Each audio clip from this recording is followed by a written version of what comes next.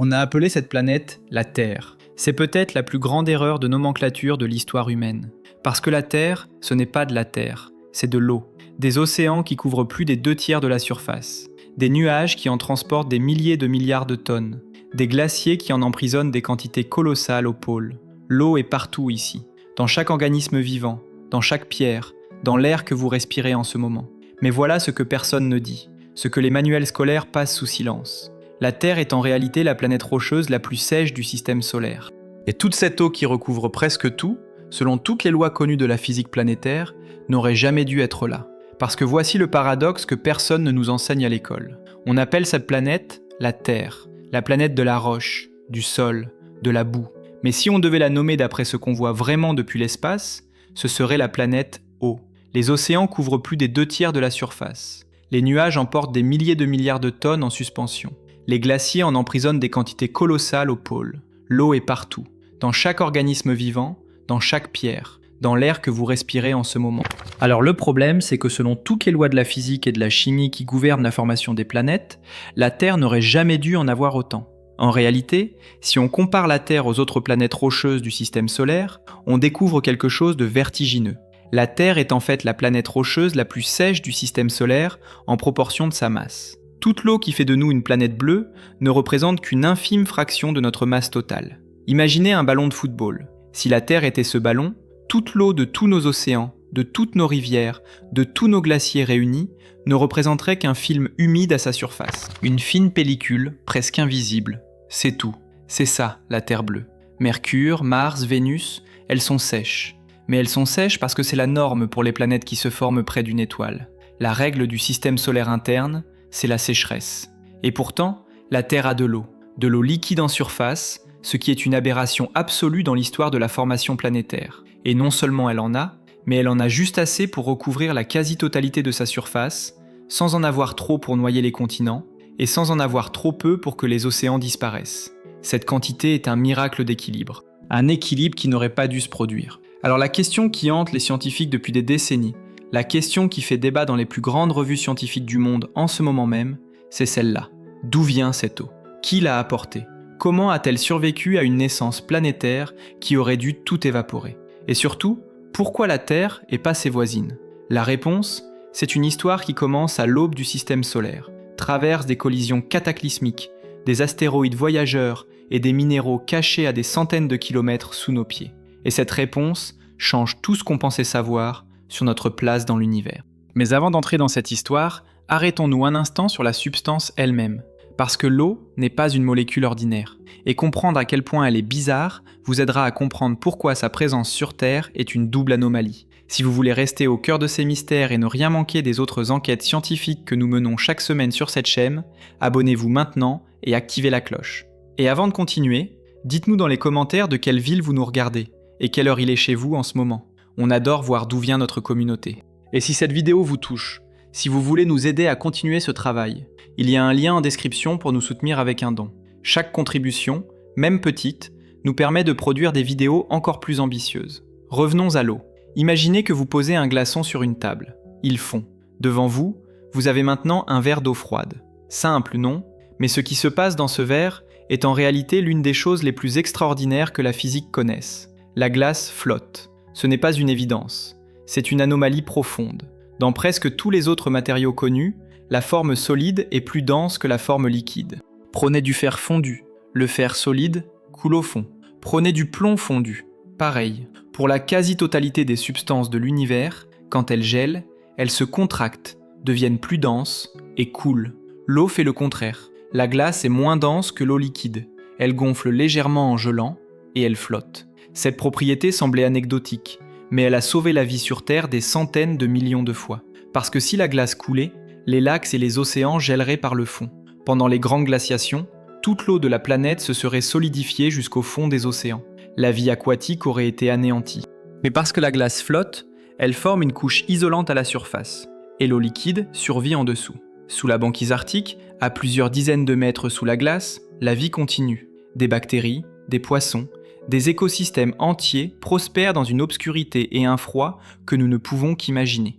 Ensuite, il y a la question de la chaleur. L'eau emmagasine une quantité de chaleur extraordinaire avant de changer de température. Les océans absorbent l'énergie du Soleil et la redistribuent lentement sur la planète. Sans eux, l'écart de température entre l'équateur et les pôles, entre le jour et la nuit, serait si extrême que la vie ne pourrait pas survivre. La plupart des formes de vie connues ne pourraient pas survivre. L'eau est le thermostat de la Terre. Elle est ce qui permet à notre climat d'être suffisamment stable pour que la vie complexe se développe sur des millions d'années.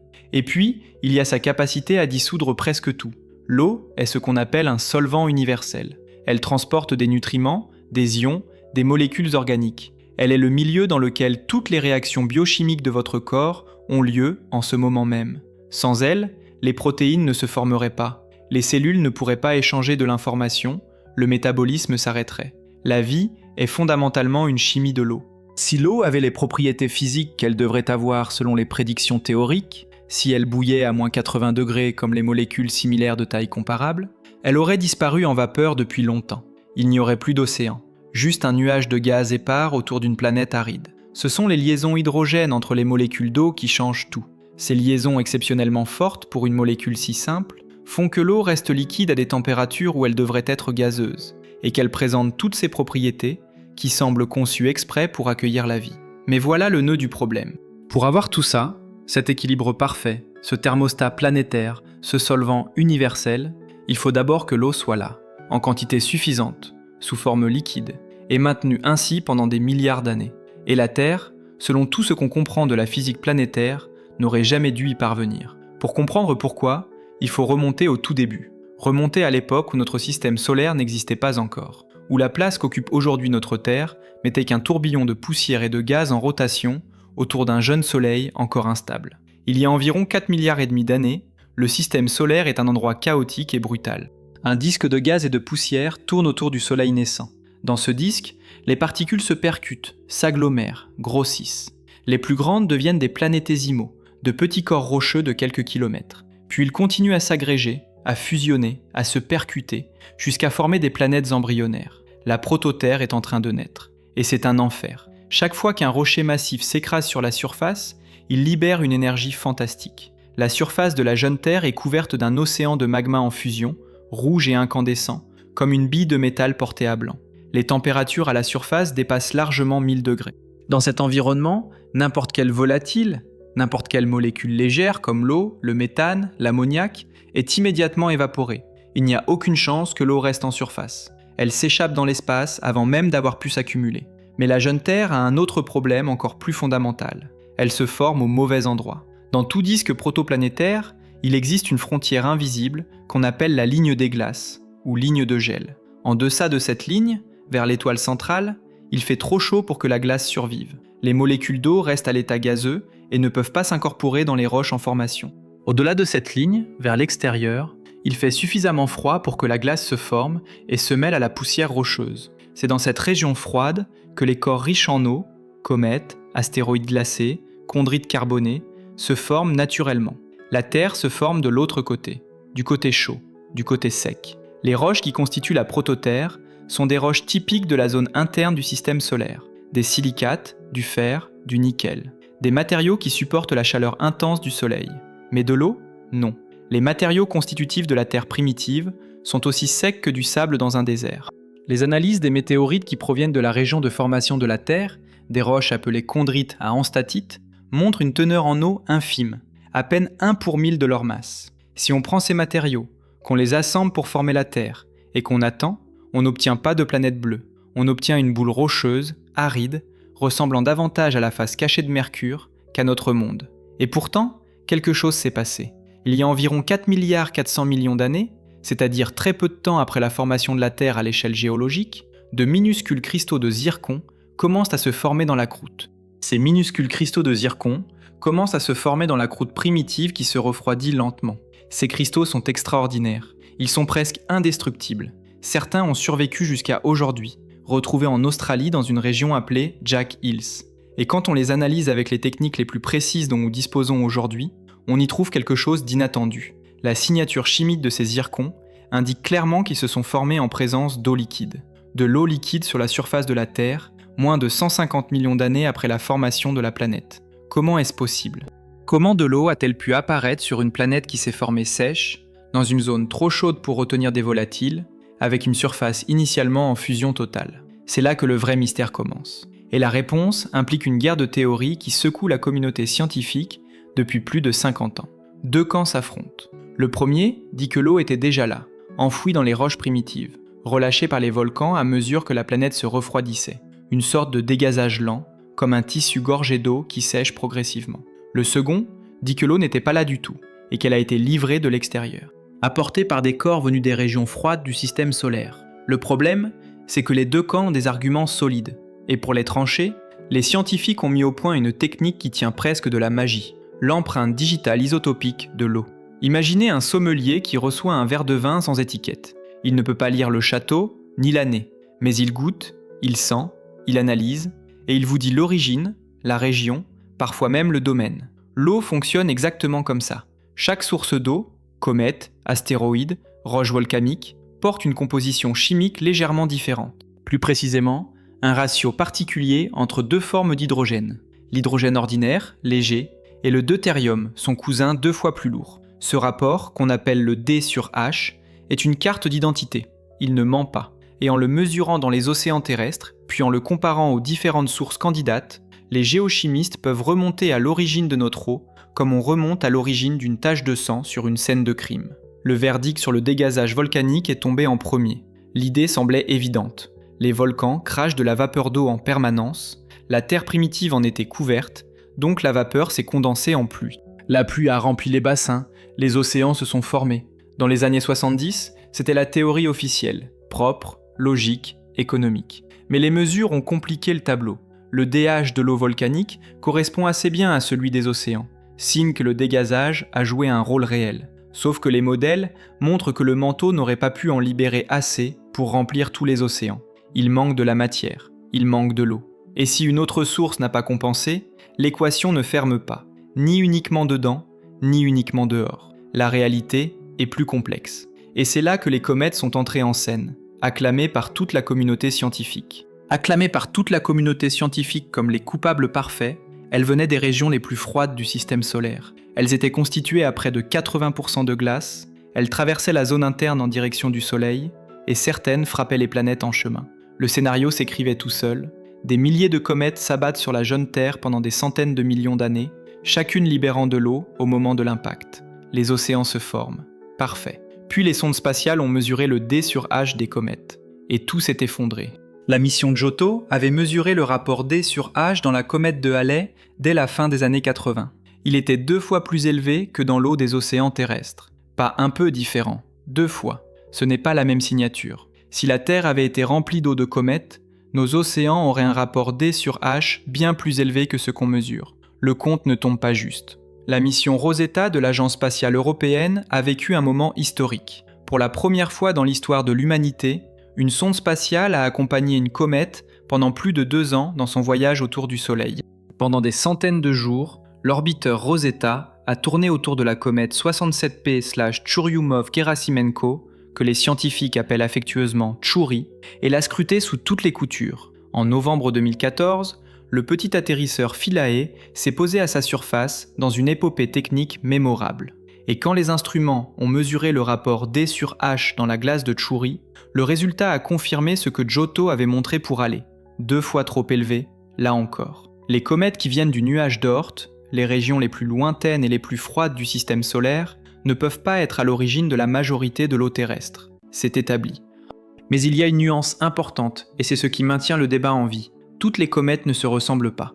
Les comètes hyperactives, comme la comète 46P/Virtanen, ont un rapport D sur H bien plus proche de celui des océans terrestres. Ces comètes-là, qui proviennent de la ceinture de Kuiper et non du nuage d'Oort, ont une signature isotopique compatible avec une contribution à l'eau terrestre. Alors peut-être que les comètes ont joué un rôle partiel. Peut-être ont-elles contribué à 10-20% de l'eau terrestre, mais certainement pas à la totalité. Le dossier des comètes est donc classé. Coupables accessoires, peut-être. Coupables principaux, non. Et si les comètes ne peuvent pas expliquer d'où vient la majeure partie de l'eau terrestre, il faut chercher plus près, dans la ceinture d'astéroïdes, parmi des corps que personne ne remarque, qui n'ont pas la flamboyance des comètes avec leurs longues traînées lumineuses, des rochers sombres, discrets, anonymes, mais qui gardaient peut-être depuis toujours, dans leurs entrailles, le secret de nos océans. Il existe dans la ceinture d'astéroïdes une catégorie particulière de roches qu'on appelle les chondrites carbonées. Ce sont parmi les objets les plus anciens du système solaire. Ils se sont formés dans la région froide, au-delà de la ligne des glaces, là où la glace pouvait s'incorporer dans la roche. Là où la glace pouvait s'incorporer dans la matière rocheuse. Et à la différence des météorites, qui proviennent de la zone interne, chaude et sèche, ces chondrites carbonés contiennent de l'eau. Pas sous forme liquide, mais chimiquement liée dans leur structure minérale. De l'eau emprisonnée dans la roche, comme dans une éponge, attendant d'être libérée. Dès les années 90, les géochimistes ont commencé à mesurer le rapport D sur H dans ces chondrites. Et là, quelque chose de remarquable s'est produit. Contrairement aux comètes, dont la signature isotopique s'écartait nettement de celle de nos océans, les chondrites carbonés affichaient un rapport D sur H étonnamment proche. Les chondrites carbonés de type C affichaient un rapport D sur H étonnamment proche de l'eau terrestre. Pas identique, mais compatible. Dans la même gamme. Ce n'était pas un hasard. Cela suggérait quelque chose d'énorme. Les astéroïdes carbonés pourraient être la principale source d'eau de la Terre. Des rochers venus de la zone froide du système solaire, tombés sur la jeune planète pendant le chaos de sa formation, lui apportant avec eux les briques moléculaires de ses futurs océans. Mais les météorites, même précieuses, ont un défaut. Elles traversent l'atmosphère, elles se contaminent, elles absorbent l'humidité terrestre.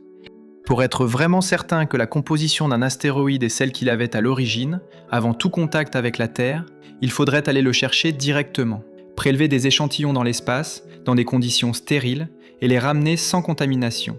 C'est exactement ce qu'a fait l'agence spatiale japonaise JAXA avec sa mission Hayabusa 2. La cible, l'astéroïde Ryugu, un caillou sombre et aplati, vaguement en forme de toupie, qui gravite entre la Terre et Mars. Un astéroïde de type C, la même famille que les chondrites carbonés. En 2018, après 3 ans et demi de voyage, la sonde Hayabusa 2 s'est mise en orbite autour de Ryugu. Ce qui a suivi est l'une des prouesses technologiques les plus délicates jamais réalisées dans l'exploration spatiale. La sonde a envoyé un projectile pour créer un cratère artificiel, révélant le matériau sous-jacent, non altéré par des millions d'années d'exposition au rayonnement solaire. Elle a prélevé de la matière à la surface, puis dans les profondeurs du cratère. Et en décembre 2020, après un voyage de retour de 6 mois, une petite capsule s'est détachée de la sonde et est venue se poser dans le désert australien. À l'intérieur, 5,5 grammes de matière. 5 grammes à peine. Moins qu'une cuillère à café. Mais pas n'importe quelle matière. Du matériau de Ryugu, collecté dans l'espace, jamais contaminé par la Terre. De la roche vieille de 4,5 milliards d'années, conservée comme dans une capsule temporelle depuis la naissance du système solaire. Les analyses ont commencé immédiatement dans plusieurs laboratoires à travers le monde. Et les résultats, publiés à partir de 2021, ont été spectaculaires. Les échantillons de Ryugu contiennent de l'eau, sous forme de minéraux hydratés, en abondance. Ils contiennent des molécules organiques complexes, dont des acides aminés, les briques élémentaires des protéines. Et surtout, leur rapport D sur H est compatible avec celui de l'eau des océans terrestres. Presque identique aux chondrites carbonés de type CI, les plus primitifs qui existent, mais encore plus riches en matière organique, et plus poreux, plus friables, comme si Ryugu avait été encore moins altéré que les météorites qu'on connaissait. Les modèles estiment que des astéroïdes de ce type pourraient avoir contribué jusqu'à l'essentiel de l'eau terrestre. Si environ 5 à 6% de la masse de la Terre provient de matériaux de ce genre, tombés pendant les premiers 100 millions d'années de son histoire, cela suffit à expliquer tous les océans. Mais ce constat soulève immédiatement une question qui n'a rien de simple. Les chondrites carbonés se forment au-delà de la ligne des glaces, dans la zone froide, loin. La Terre se forme dans la zone interne, chaude. Comment ces astéroïdes riches en eau ont-ils pu traverser la frontière et frapper la jeune Terre ? Ils n'ont pas fait ce chemin seuls. Quelqu'un les a poussés. Et ce quelqu'un est la planète la plus massive du système solaire, Jupiter. Un colosse gazeux dont la masse dépasse celle de toutes les autres planètes réunies. Une force gravitationnelle capable de redessiner l'architecture du système solaire entier. Et selon certains des modèles les plus récents et les plus audacieux de la mécanique planétaire, Jupiter n'est pas seulement le gardien. Jupiter n'est pas seulement le gardien du système solaire. Il en est aussi l'architecte. Et peut-être, involontairement, le livreur d'eau de la Terre. La théorie s'appelle le grand tac. Tac comme le virage d'un voilier. Et l'image est parfaite. Il y a environ 4,5 milliards d'années, Jupiter ne se trouvait pas là où on le voit aujourd'hui. Il s'est formé plus loin du Soleil, et sous l'effet de sa propre gravité interagissant avec le disque de gaz et de poussière encore présent, il a commencé à migrer vers l'intérieur, à dériver vers le Soleil, comme un bateau poussé par le vent. Il a avancé jusqu'à peu près à la hauteur de l'orbite actuelle de Mars. Puis Saturne s'est formé derrière lui, a créé une résonance gravitationnelle entre les deux géantes, et Jupiter a fait demi-tour. Il a vireboité et commencé à migrer vers l'extérieur, jusqu'à atteindre sa position actuelle. Ce voyage aller-retour a eu un effet dévastateur et crucial sur la ceinture d'astéroïdes. En traversant cette région, Jupiter a perturbé les orbites de millions de corps. Des astéroïdes qui se trouvaient dans des zones stables ont été déstabilisés, éjectés vers l'intérieur du système solaire. Parmi eux, des astéroïdes carbonés riches en eau, venus de la zone froide. Ces exilés gravitationnels ont commencé à pleuvoir sur les planètes internes, sur Mars, sur Vénus et sur la Terre. C'est ce qu'on appelle parfois le grand bombardement tardif, une période de violence cosmique intense qui s'est étalée sur des centaines de millions d'années. Les cratères que vous voyez sur la Lune, ces cicatrices rondes et parfaites gravées dans le sol lunaire, sont les témoins de cette époque. La Lune, ne possédant pas d'atmosphère ni de tectonique pour effacer les traces du passé, elle les a conservées intactes. C'est un musée du chaos primordial. Et pendant ce bombardement, chaque astéroïde carboné qui frappait la Terre apportait avec lui de l'eau, pas sous forme liquide, mais chimiquement liée dans ses minéraux. La chaleur de l'impact libérait cette eau sous forme de vapeur. Qui se condensait ensuite à mesure que la planète se refroidissait. Pluie après pluie, impact après impact, l'eau s'accumulait, les océans se formaient. Sans Jupiter et sa migration erratique, ces astéroïdes ne se seraient jamais écartés de leur orbite stable. Ils seraient restés dans la ceinture, tranquilles, et la Terre serait restée sèche. Jupiter, le destructeur de comètes, la planète qui dévie et avale les corps errants pour protéger la zone interne, est paradoxalement aussi le facteur qui a permis à l'eau d'atteindre la Terre. C'est élégant, c'est cohérent avec les observations, mais c'est aussi incroyablement complexe. Le mécanisme exige une série de coïncidences gravitationnelles très précises. Jupiter doit migrer au bon moment, sur la bonne distance, et Saturne doit freiner sa course au bon instant. Un système solaire légèrement différent, et le scénario ne fonctionne plus. Alors en 2024, une équipe de l'Observatoire de Paris a proposé quelque chose de radicalement plus simple, et de radicalement plus universel. Quentin Kral et ses collègues de l'Observatoire de Paris ont publié une étude qui repose sur une observation en apparence banale. Sous l'effet du rayonnement solaire, les astéroïdes riches en glace qui se trouvent dans la ceinture principale libèrent de la vapeur d'eau. Ce n'est pas nouveau, on le savait. Certains astéroïdes présentent même des jets de vapeur visibles depuis la Terre, comme la planète naine Cérès ou l'astéroïde Bergman. Mais ce que Kral et son équipe ont calculé, c'est quelque chose que personne n'avait modélisé avec suffisamment de précision auparavant. Cette vapeur d'eau, libérée collectivement par des millions d'astéroïdes dans la ceinture, ne disparaît pas dans l'espace. Elle forme un disque de vapeur, un anneau de molécules d'eau gazeuse qui s'étend progressivement vers l'intérieur du système solaire, poussé par la pression de radiation du Soleil. Et les planètes en formation, en orbite dans ce disque de vapeur, traversent ce bain. Et les planètes en formation traversent littéralement ce bain de molécules d'eau. Elles les capturent, les incorporent dans leurs roches, dans leur manteau en formation, dans leur croûte primitive. Pas besoin de collision directe, pas besoin de billard cosmique où Jupiter doit pousser des astéroïdes précis sur des trajectoires d'impact calculées. L'eau arrive passivement, portée par le rayonnement solaire, captée progressivement par toutes les planètes qui se trouvent dans ce disque. Ce mécanisme est plus universel, parce qu'il n'exige pas de conditions gravitationnelles extraordinaires. Il fonctionnerait dans n'importe quel système planétaire possédant une ceinture d'astéroïdes riche en glace. Ce qui veut dire que si cette théorie est correcte, l'eau sur les planètes rocheuses n'est pas une anomalie, c'est presque une règle. Presque partout où des astéroïdes glacés existent, des planètes proches pourraient capter de la vapeur d'eau. L'élégance de cette théorie vient de sa simplicité, mais elle soulève une question que les autres modèles ne posent pas de la même façon. Si l'eau arrive comme une brume passive, progressivement, depuis l'extérieur, elle devrait laisser des traces très particulières dans la composition isotopique des roches terrestres. Et quand on compare ces prédictions aux mesures réelles, les résultats sont encourageants, mais pas encore concluants. La théorie de Kral est nouvelle, elle a besoin d'être testée davantage. Mais surtout, elle ne prétend pas tout expliquer seule. Parce qu'en parallèle, une autre piste suggère que l'eau ne vient peut-être pas seulement de l'extérieur, qu'une partie de l'eau terrestre était déjà là, cachée dans les matériaux de base de la Terre elle-même, bien avant que le premier astéroïde ne vienne frapper sa surface. En 2020, la chercheuse Laurette Piani et son équipe de l'université de Nancy ont publié une étude qui a remis en question un des postulats fondamentaux du domaine. Rappelons-le, pendant des décennies, on considérait les chondrites à anstatite comme des roches pratiquement anhydres. Ce sont les météorites les plus proches en composition de la Terre primitive, les briques dont notre planète est faite. Et on pensait qu'elles ne contenaient quasiment pas d'eau. Ce qui expliquait, du moins partiellement, pourquoi la Terre aurait dû se former sèche. Piani et ses collègues ont analysé des chondrites à anstatite avec des instruments d'une précision sans précédent. Et ils ont trouvé de l'hydrogène. Pas beaucoup, mais assez. À peine 1 pour 1000 de leur masse, sous diverses formes chimiques. Ce qui peut sembler négligeable, mais quand on applique cette fraction à la masse totale de la Terre, le résultat est vertigineux. Si la Terre entière est constituée de matériaux semblables à ces chondrites, alors la quantité d'hydrogène disponible dès la formation serait suffisante pour générer plusieurs fois le volume de nos océans actuels, en comptant l'eau qui a été piégée dans le manteau et celle qui s'est échappée dans l'espace au cours des milliards d'années suivantes. Cela change tout, ou presque. L'eau n'aurait pas eu besoin d'être livrée, elle était déjà là, incorporée dans les minéraux dès que la prototerre commençait à s'agglomérer, puis libérée progressivement par le dégazage volcanique au fil des centaines de millions d'années qui ont suivi. Cette idée est confortée par une autre observation troublante.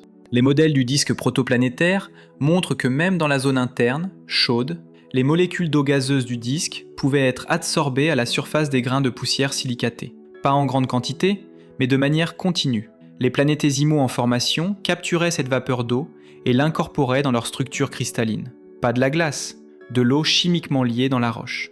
Alors peut-être que la Terre n'est pas sèche par nature, peut-être que sa zone de formation, plus chaude, lui a simplement livré l'eau sous une forme différente, non pas comme glace en surface des astéroïdes, mais comme hydrogène lié dans les silicates. Et ces deux formes, glace venue de l'extérieur et hydrogène interne, se seraient toutes les deux combinées pour former les océans.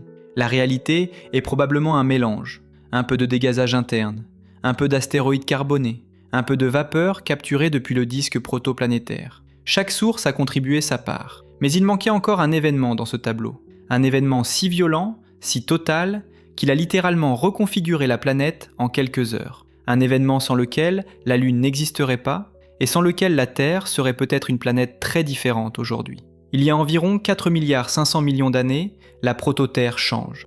À peine quelques dizaines de millions d'années après la naissance du système solaire, la prototerre n'est pas encore tout à fait la planète que nous connaissons, elle est plus petite, elle est encore partiellement couverte de magma, et elle n'est pas seule sur son orbite. Dans le même voisinage gravitationnel se déplace un autre corps, une protoplanète de la taille approximative de Mars.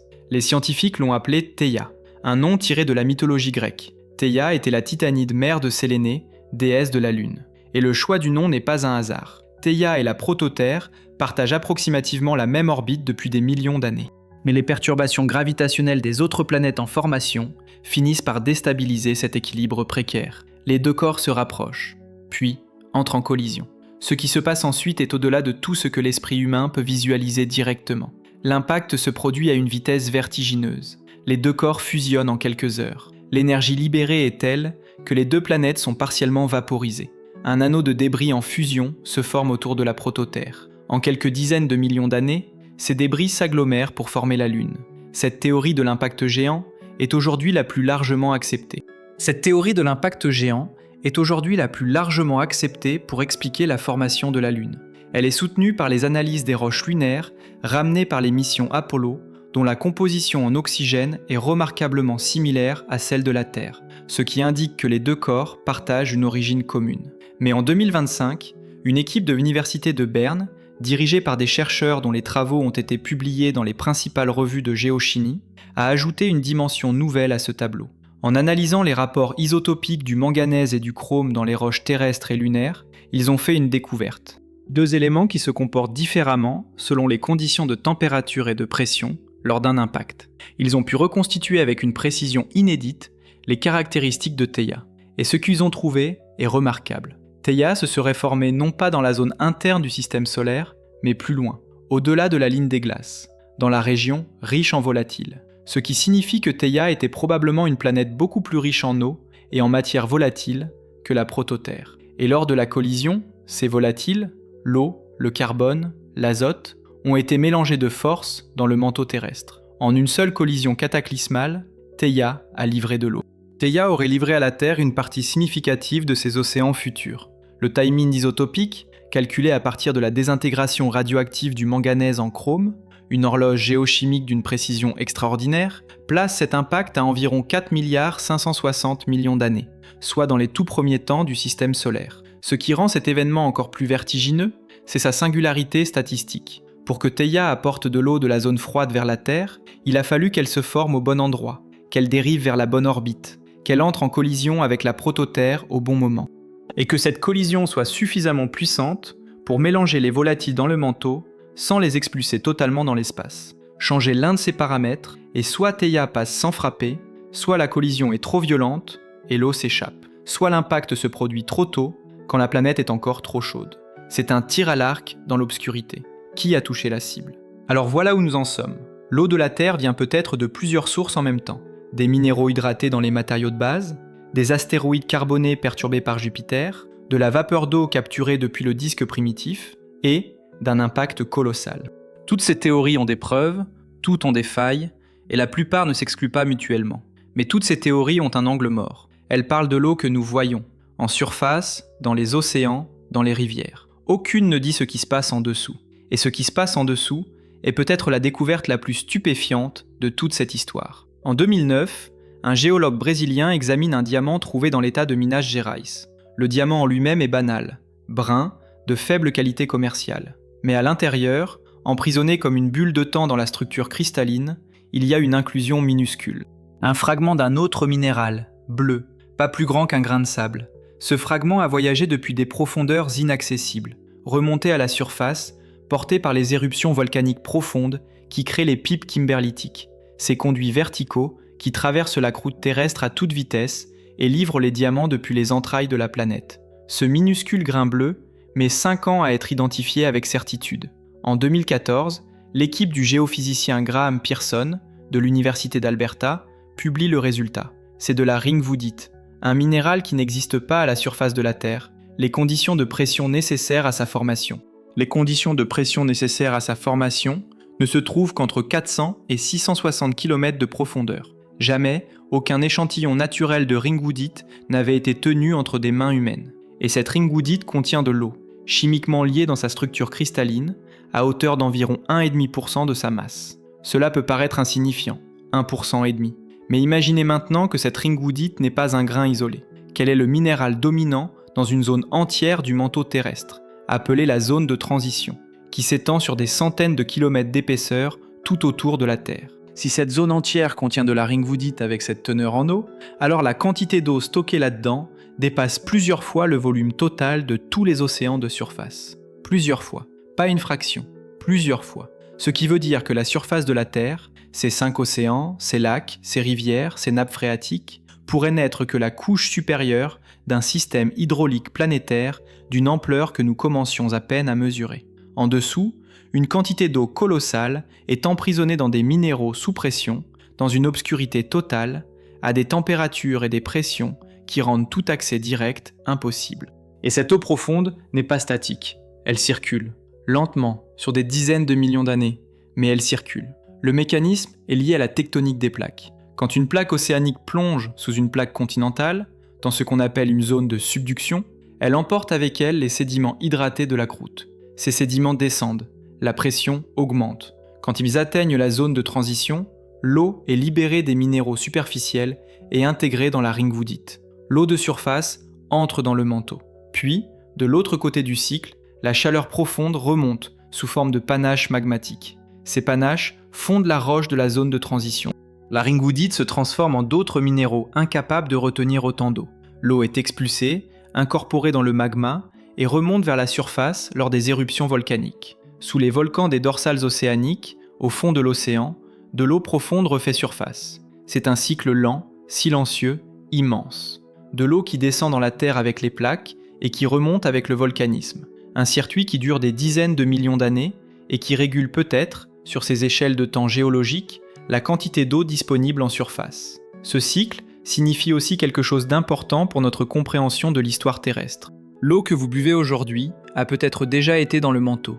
Elle a peut-être été ringwoodite pendant des millions d'années, à 400 km sous vos pieds, avant d'être libérée par un volcan sous-marin et de se retrouver dans un océan, puis dans un nuage, puis dans une rivière, puis dans votre verre. L'eau de la Terre ne se contente pas d'être là. Elle voyage, elle plonge, elle remonte, elle se transforme, elle recommence. La planète entière est traversée par ce mouvement perpétuel. Mais cette harmonie entre eau et tectonique, ce cycle qui semble si stable, si bien réglé, n'est pas une fatalité. Il suffit de regarder notre voisin le plus proche pour comprendre à quel point tout cela peut s'effondrer. Mars est à moins de 100 millions de kilomètres de nous.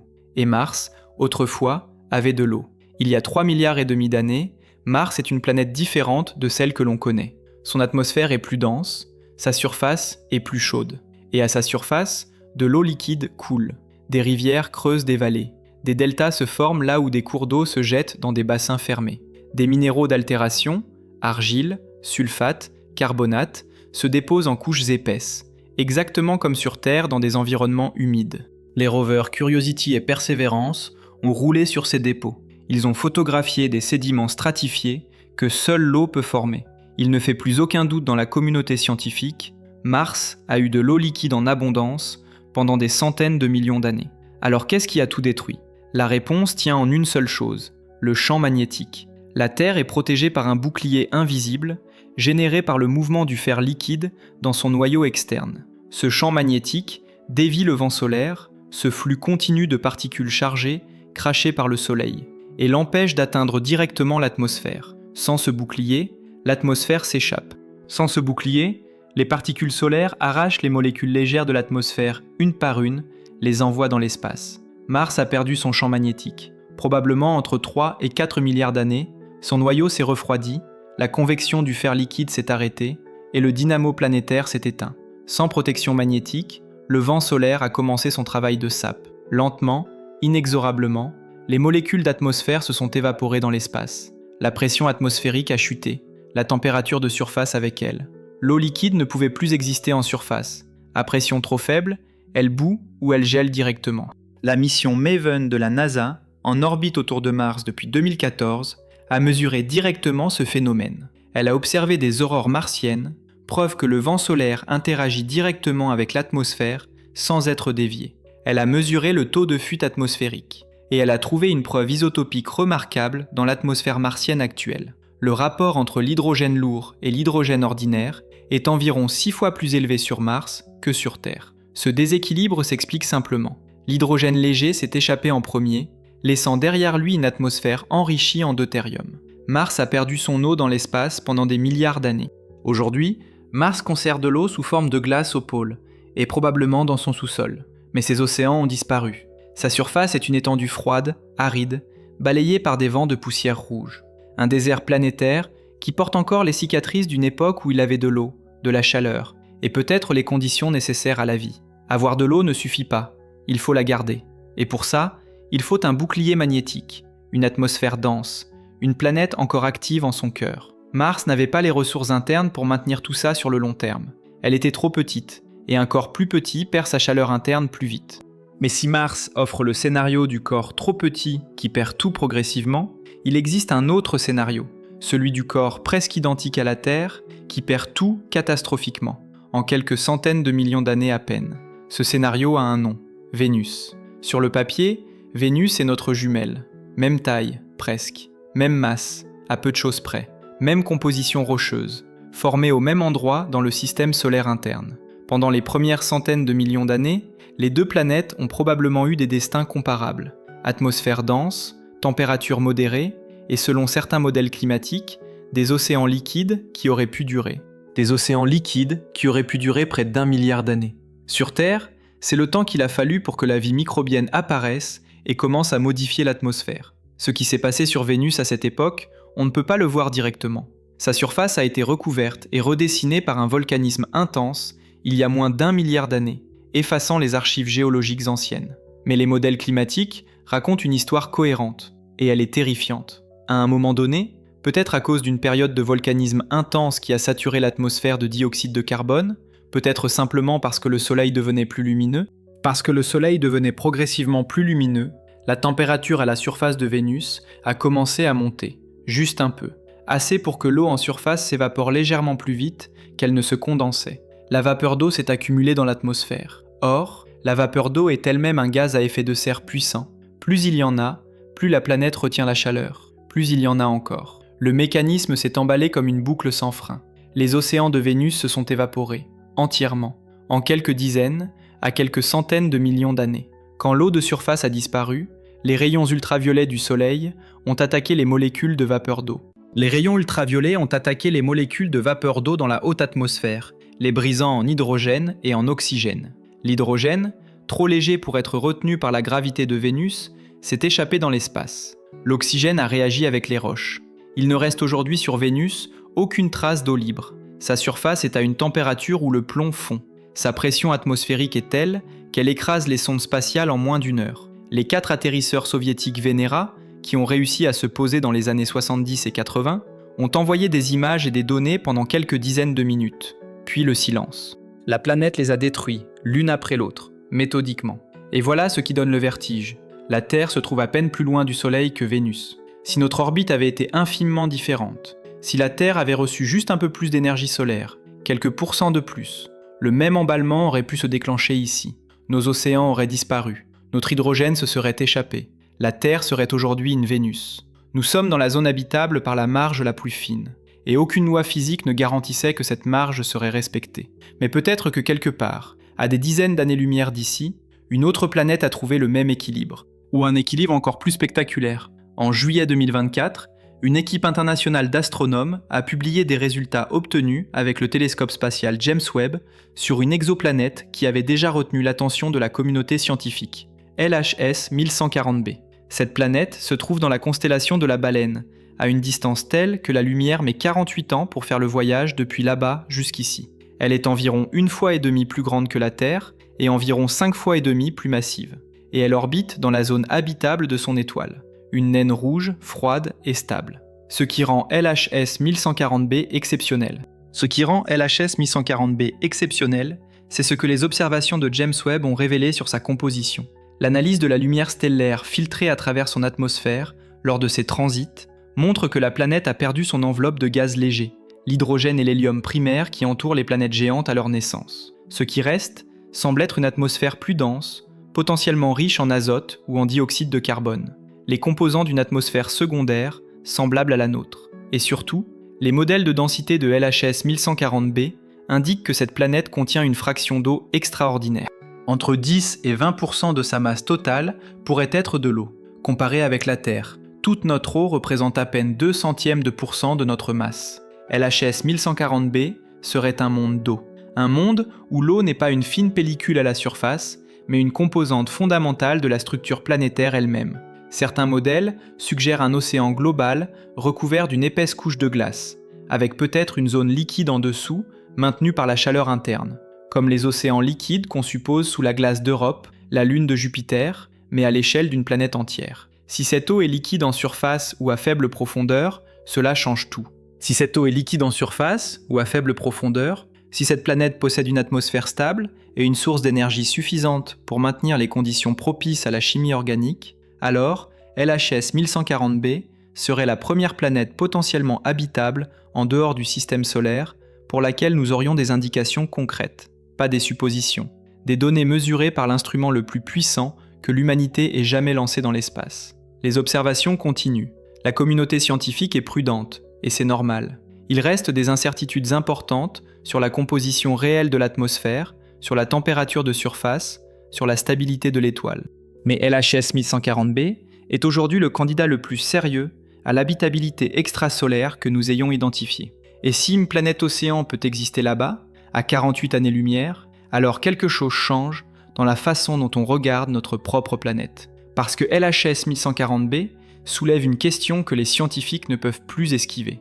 Si l'eau peut se trouver là, dans ces conditions, autour d'une étoile si différente du Soleil, alors la Terre est-elle vraiment un accident ? Ou la nature répète-t-elle ce schéma, encore et encore, à travers la galaxie ? Pour répondre à ça, il faut regarder la Terre non pas comme notre maison, mais comme un accident cosmique. Pour répondre à ça, il faut regarder la Terre non pas comme notre maison, mais comme ce qu'elle est vraiment, un accident cosmique d'une improbabilité absolue. Prenez n'importe lequel des facteurs qui ont permis à l'eau de rester sur Terre et demandez-vous ce qui se serait passé s'il avait manqué. Si Jupiter n'avait pas migré au bon moment, les astéroïdes carbonés ne se seraient jamais écartés de leurs orbites stables. Pas d'eau livrée depuis la zone froide. Si Theia ne s'était pas formée au-delà de la ligne des glaces, l'impact géant n'aurait pas injecté de volatiles dans le manteau. pas d'océan primordial. Si la Lune ne s'était pas formée, l'axe terrestre aurait vacillé de manière chaotique. Si la Lune ne s'était pas formée, l'axe terrestre aurait vacillé de manière chaotique sur des dizaines de degrés au fil des millions d'années, rendant le climat si instable que la vie complexe n'aurait probablement jamais émergé. Et si la Terre avait été légèrement plus petite, son noyau se serait refroidi plus vite, comme celui de Mars, le champ magnétique se serait éteint, l'atmosphère aurait été arrachée, l'eau aurait suivi. Chacun de ces facteurs est indépendant. Chacun aurait pu basculer différemment. Et pourtant, ils se sont tous alignés, l'un après l'autre, sur des centaines de millions d'années. Ce qui rend la situation encore plus étrange, c'est l'eau et la tectonique. Ce qui rend la situation encore plus étrange, c'est que l'eau et la tectonique des plaques, l'autre grande singularité terrestre, absente de Mercure, de Vénus et de Mars, sont profondément liées. L'eau dans le manteau réduit la viscosité des roches, active la subduction, entretient le cycle du carbone qui régule la température sur des millions d'années. Sans eau dans le manteau, pas de tectonique. Sans tectonique, le dioxyde de carbone s'accumule, l'effet de serre s'emballe, comme sur Vénus. L'eau crée les conditions qui permettent à l'eau de rester. C'est un cercle qui se referme sur lui-même, fragile, qui dure depuis 4 milliards d'années. Est-ce que ce cercle existe ailleurs ? La théorie de Kral suggère que la vapeur d'eau atteint les planètes rocheuses presque naturellement, là où les conditions sont réunies. Les observations de James Webb sur LHS 1140b montrent que des mondes riches en eau existent à travers la galaxie. Mais avoir de l'eau n'est qu'un début. Mars et Vénus l'ont prouvé. Il faut aussi tout le reste, et ce tout le reste, personne ne sait encore à quelle fréquence il se produit. La Terre n'est peut-être pas unique, mais elle reste, à ce jour, le seul exemple que nous ayons d'un monde où tout a fonctionné en même temps. L'eau que vous portez dans votre corps en ce moment a voyagé. Elle est venue de la zone froide du système solaire, portée par des astéroïdes anciens ou par l'impact d'une protoplanète disparue. Elle a traversé des volcans, des subductions, des océans disparus. Elle a survécu à des glaciations planétaires, à des bombardements intenses, à des milliards d'années de rayonnement solaire. Et elle est là, dans vos cellules, dans vos veines, parce qu'une série de coïncidences improbables se sont succédées, exactement dans le bon ordre, dans le bon lieu, au bon moment. Ce n'est pas de la poésie, c'est de la géochimie. Si vous avez traversé cette histoire avec nous jusqu'ici, si vous avez senti quelque chose se déplacer dans votre façon de regarder le ciel, ou l'eau qui coule du robinet, alors cette vidéo a rempli sa mission. Mettez un j'aime, c'est le signal qui nous dit que ce genre de voyage vous touche, et qui nous aide à continuer à en créer.